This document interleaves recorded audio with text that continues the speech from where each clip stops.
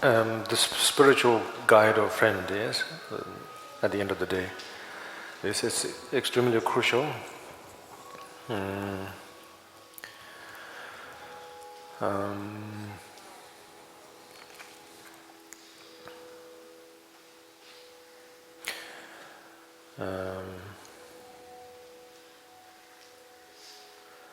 It's like saying, if you just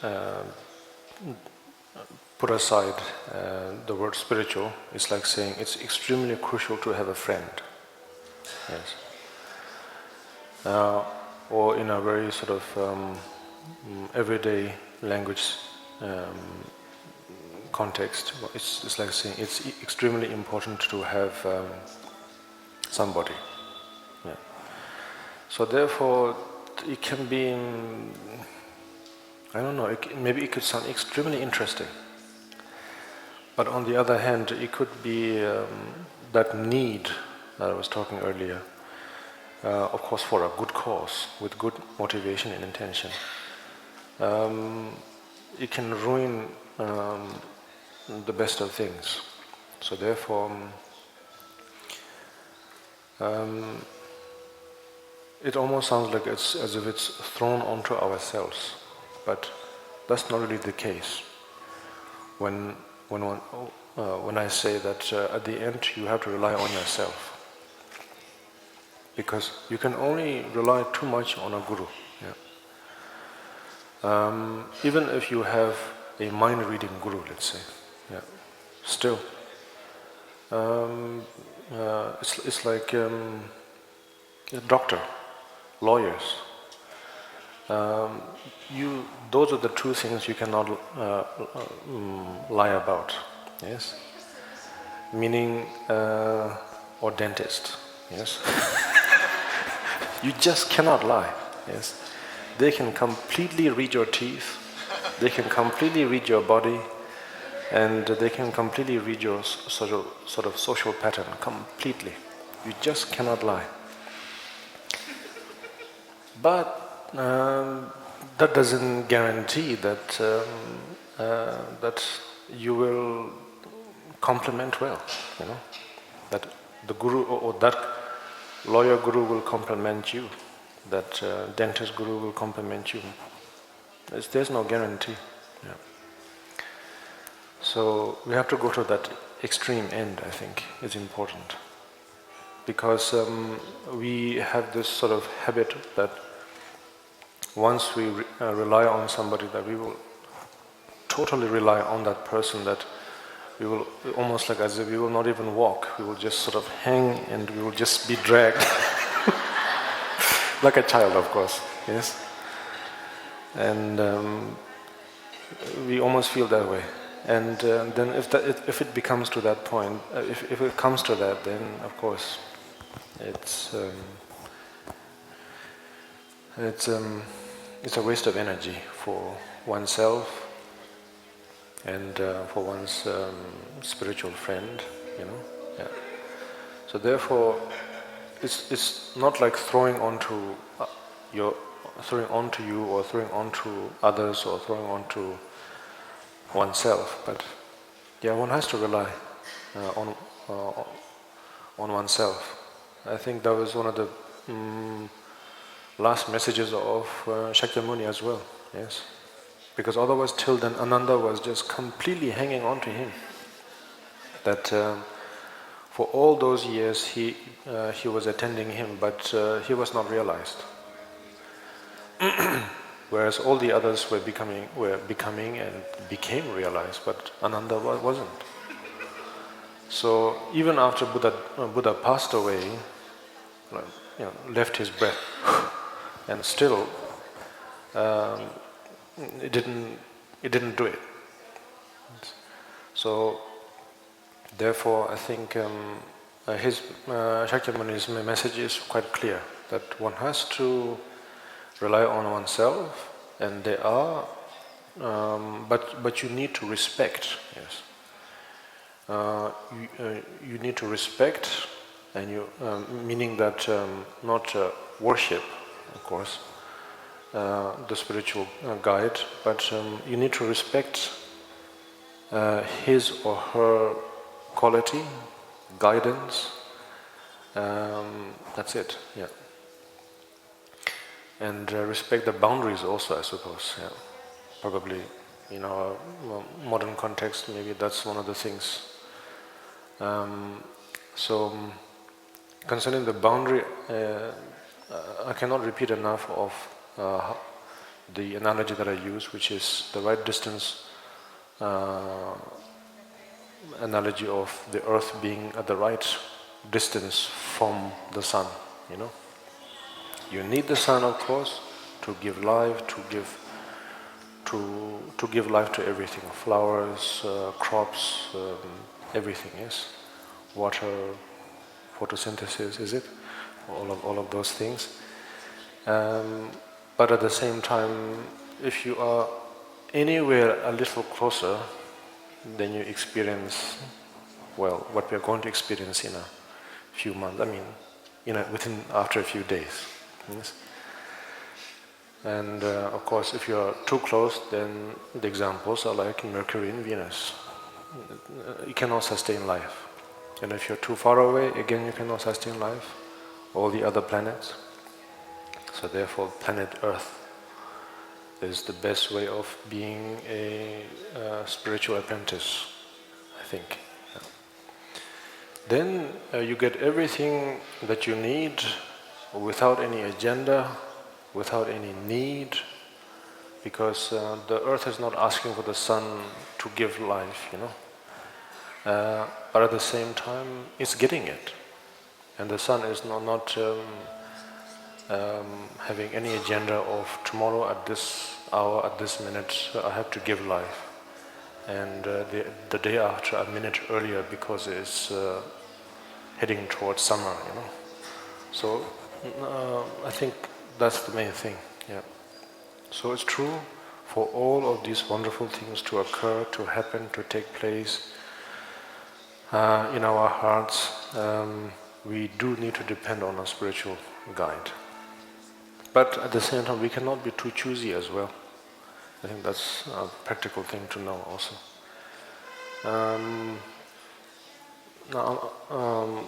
There are certain things I want to say, but because of our setting, I cannot say.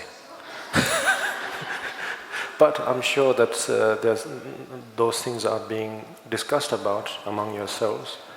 So it's like, the best way I can say it is like saying, you're looking for the most ideal dentist, you know.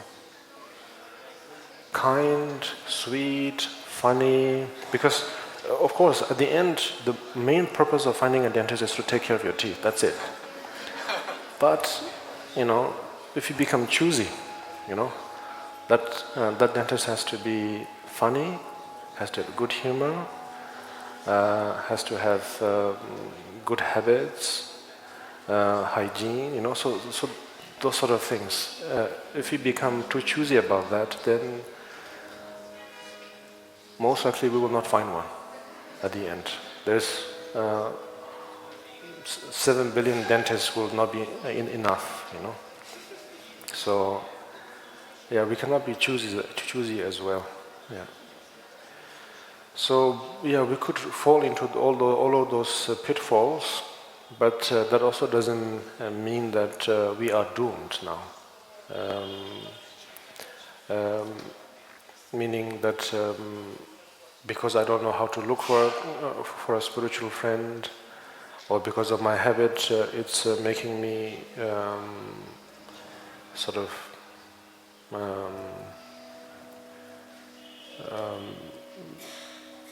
I don't know the word, but it's like saying, because of my own actions and habits, I'm making an outcast, a type of outcast, so where I'm, how to say, I cannot attract any sort of spiritual friend sort of thing, you know. So one doesn't have to worry about that also, because it's not really the case where we looked for a spiritual guide and we found it, you know. Because we almost feel that it works that way. I think it's mainly because of the ideas that are being produced over the last century or so, the feeling that you did it, or I did it. I thought about it, and then I went through it, and then I found it, and I did it, sort of thing. So I think the reality is not really like that. Yeah. Sometimes this spiritual friend could be right next to you, and you don't know it. Sometimes you are looking for it, but you don't find, and sometimes you don't look for it and sort of stumbles onto you. Yeah. So to each individual, the way it happens is completely different. So therefore, I think it's important that we should not be stuck to one particular pattern of going through a manual of how to find gurus, sort of thing, you know. And once you have it, how to stay in touch, and so on. Because it just happens. For example, once again, we can go back to the dentist. When does it happen? The best way is when you have a tooth problem, you know.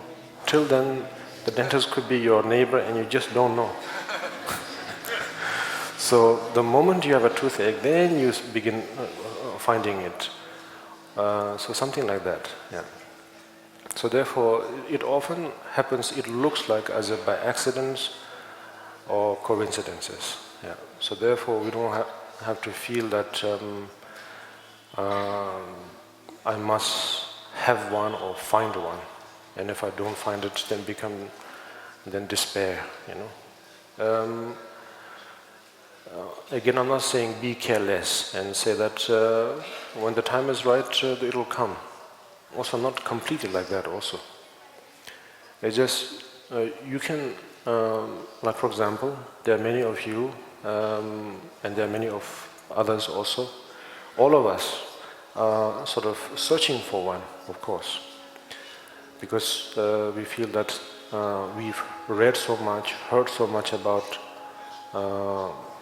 the great bodhisattvas having had amazing spiritual guides, you know. Some would make you work for how many years to build towers. Some will slap you with their slippers, you know. And the result, you know, unbelievable results, so therefore I want one, sort of thing. So obviously we feel the need that I don't want to be left out, you know, sort of thing. But of course sometimes it comes very piously also, that really sort of completely overwhelmed that how to say, I've done so many wrongs, I'm a criminal, I have done this bad thing, that bad thing, and I have no other way, and I'm, well, you know, the list goes on. And you really feel that now, if you don't make it now, this is it. You will be sort of not only burnt in the fiery pits of hell, but somehow you become completely sort of stuck on the pen, and you will just cease to exist. R.I.P. So that's also not. We don't have to feel. We don't have to give in to that pious feeling of you have to also. Yeah. It'll just happen. Yeah. You just need to be aware.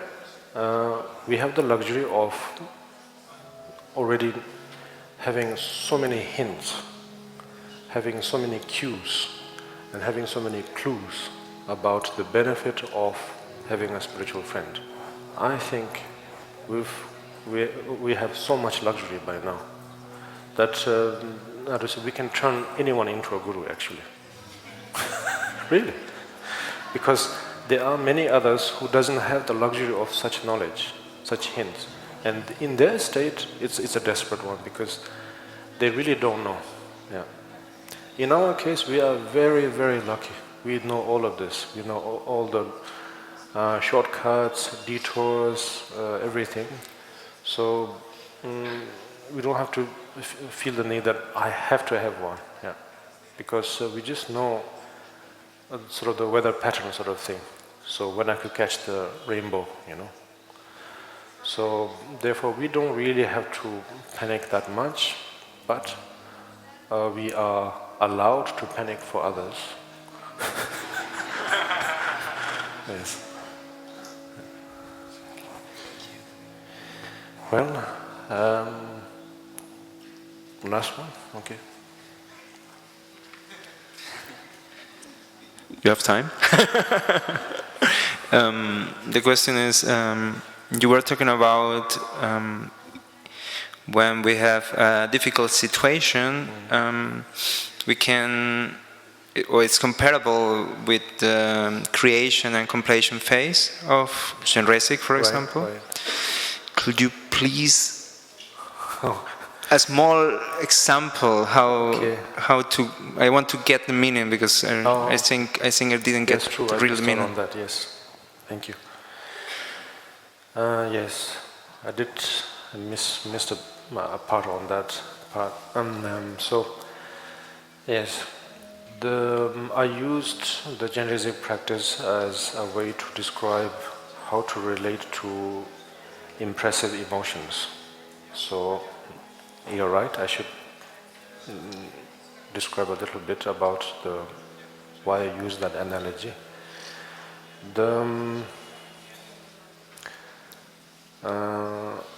I thought it was a good, Chenrezig practice is a good one because you know that sometimes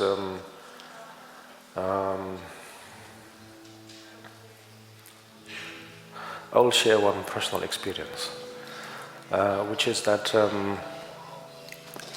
the sweet almond candy, namely turon, which is a sort of a favorite of, used to be a favorite of mine, or let's say, actually it is, but I try to, you know, practice patience. But the reason why I'm saying that is that I don't know if it's the same to you, but if I eat a little too many pieces of that candy, then suddenly the sweetness of that candy can turn into a most horrible experience. Yeah. That you don't want to look at that sweet for some time. So, in the same way, I think compassion, we emphasize so much that it could have the same effect, actually. Yeah. So, therefore, please bear in mind that, first of all, we are not pain-loving, hardcore people. Second, we are also not, over sort of promoting compassion. You know, we shouldn't. Yeah. That's not the point of being a Buddhist. Also, to promote compassion over and over and over again. Because if you do, I think the problem could be the same, just like that sweet almond candy. So, therefore, then one could ask, why are we practicing Chenrezig? Yes,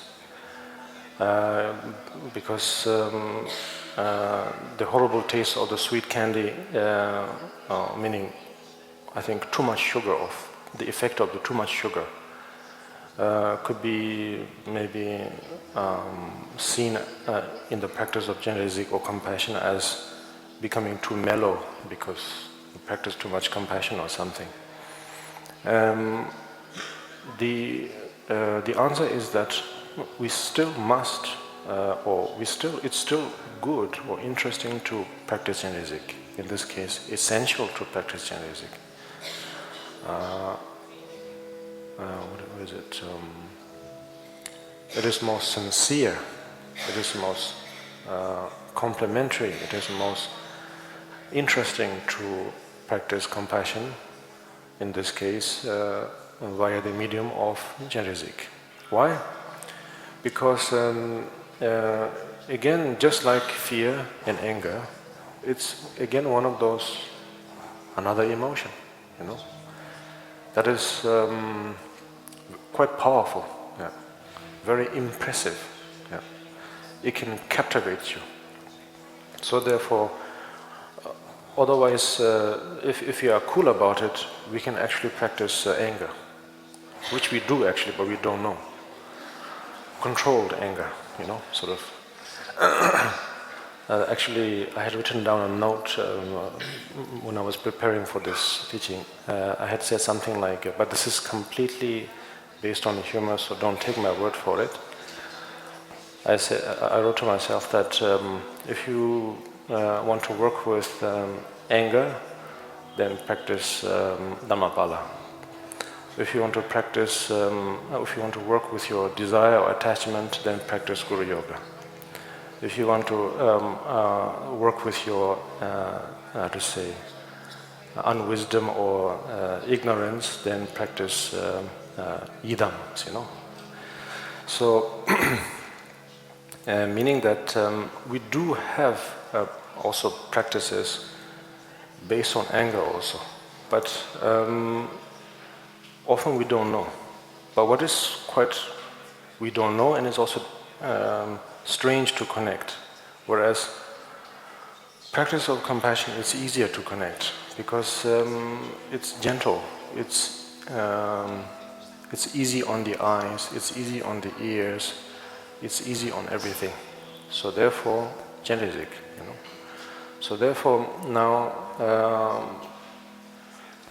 just like the experience of fear and anger, which is overwhelming and impressive, in the same way, we can give rise to the same dosage or level of that intensity through the practice of compassion.